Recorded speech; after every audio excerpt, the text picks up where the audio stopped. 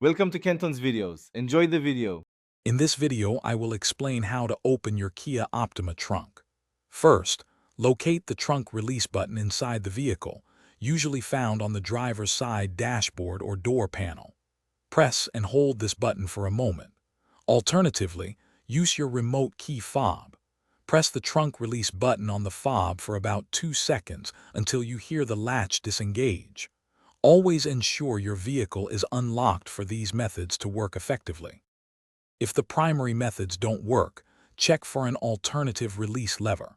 Some models have a lever located on the floor near the driver's seat or on the lower dashboard.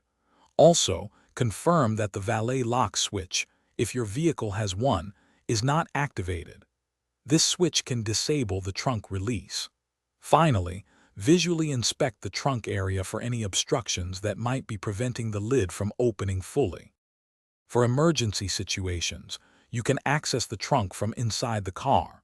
First, fold down your rear seats to create an opening into the trunk area. Once inside, look for the emergency release handle on the inside of the trunk lid. This handle is typically glow-in-the-dark for easy visibility. Pull it firmly towards you to manually unlatch the trunk and open it. This is a crucial safety feature. To keep your trunk operating smoothly, regular maintenance is key.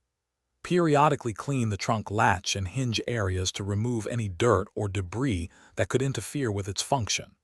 Applying a silicone-based lubricant to the moving parts of the mechanism every 6 months can also prevent sticking and wear.